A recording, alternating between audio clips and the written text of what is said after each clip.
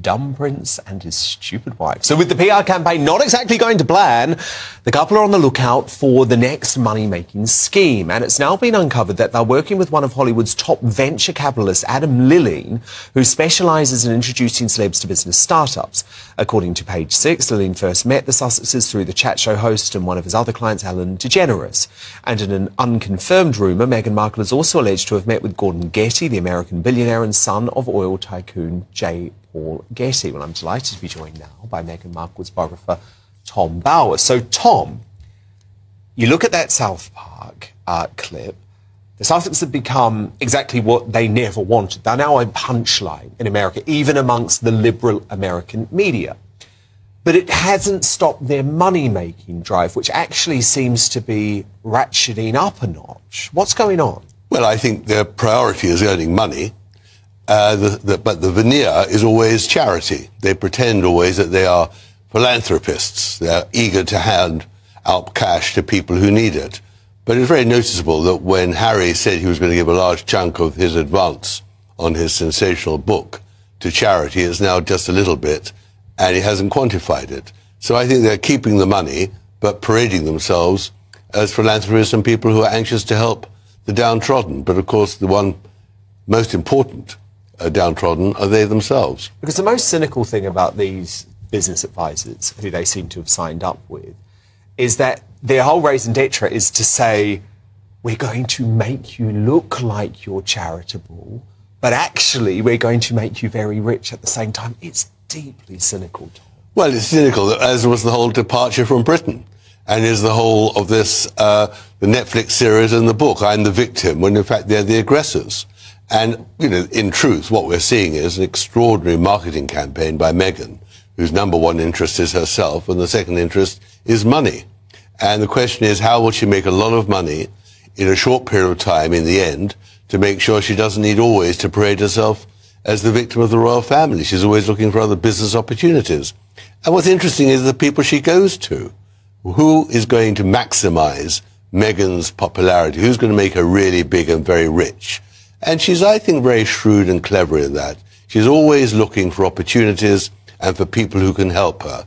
Now, Harry undoubtedly was one step. But will she keep Harry for long? Perhaps Harry will become redundant to her ambitions in the near future. Who knows? But you think this is about the couple saying, we know that this is peak money-making time. We want to be able to maintain this new lavish lifestyle for the rest of our lives, so we have to make a lot of money and fast. And maybe someone like Getty, who Meghan was apparently meeting up with, maybe she's going to get advice from him on that. A lot of the advice and money, but I mean, you know, what's terrible for the Sussexes is they haven't got really that much money compared to the other A-listers. I mean, if they've got $20 or $30 million amongst the A-listers who are billionaires, that is just a day's or a year's expenditure on food and living. So they want more. So they, of course, they're poor compared to their neighbours. And Meghan feels that more than anything. That is, after all, why she was so dissatisfied with Frogmore. She wanted a palace, not 5 cottages knocked into a sort of small home in Windsor. So she's really looking for the big time. The question is whether Harry appreciates that, whether he really wants to go along that ride. Is he really so money-oriented as she is? I mean, she only sees dollars everywhere. She only sees zillions. She wants to ride in the big Cadillacs, the private jets on command. At the moment, she has to scrounge for those sort of things. So and she's on a treadmill which is fast. She wants to get there faster than tomorrow. We still haven't seen her, Tom. Is that part of the strategy? Of course, the mystery is there. That's the great thing. And she's pretty clever. She really is. She's making herself scarce while she puts the next huge expose, the next theatre opportunity together, and then she will unveil herself. I don't know how they could expect that after all of this time, we would still just be silent if there is an active role that the firm is playing in perpetuating falsehoods about us. That at a certain point you're going to go, but you guys, someone just tell the truth. And if that comes with risk of losing things, I mean, I've lost. There's a lot that's been lost already. And I grieve a lot. I mean, I've lost my father. I lost a baby. I nearly lost my name. I mean, there's the loss of identity, but I'm still standing. And my hope for people in the takeaway from this is to know that there's another side, to know that life is worth living. Okay. I'm so glad you see that now.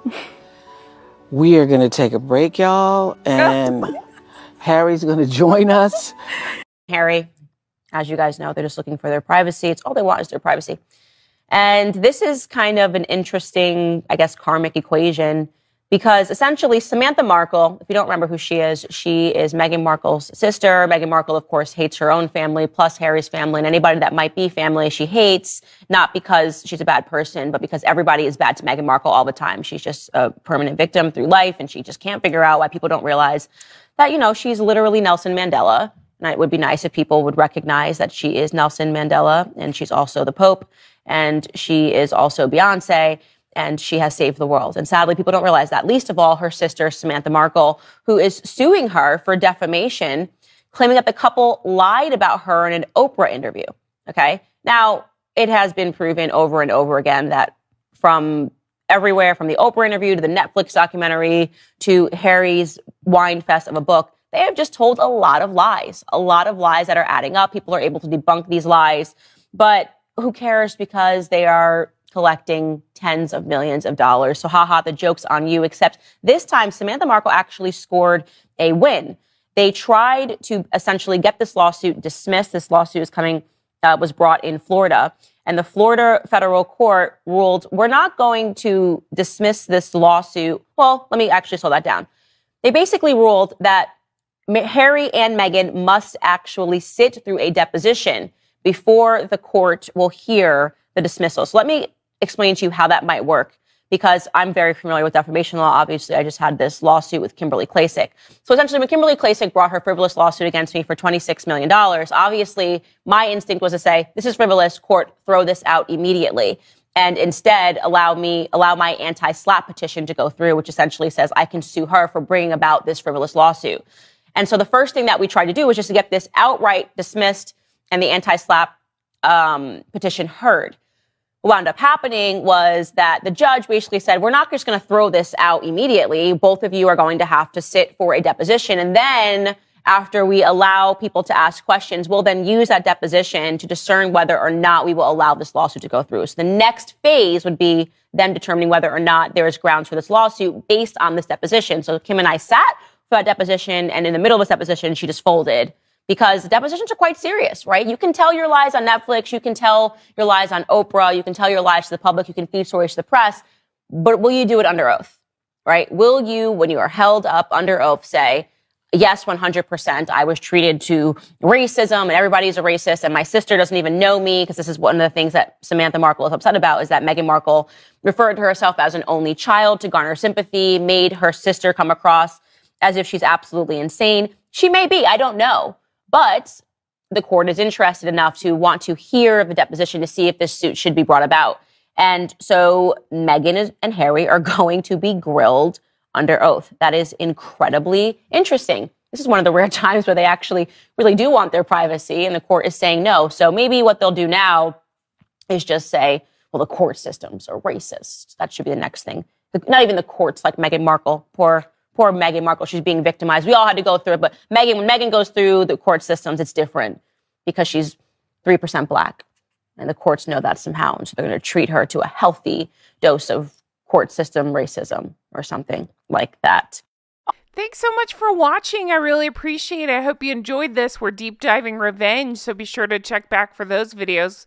Those are my most fun things that I record. I love it so much. I'm really enjoying the deep dive. Check out my merch. I now have Hank and Skank stuff up. I'll put the link in the comments, and check out my Patreon, patreon.com/Real Housewives Recaps. I'm about to start doing extra Harry and Meghan stuff content over there, so check that out. Thanks so much for watching. I'll talk to you again soon. Take care. Bye-bye.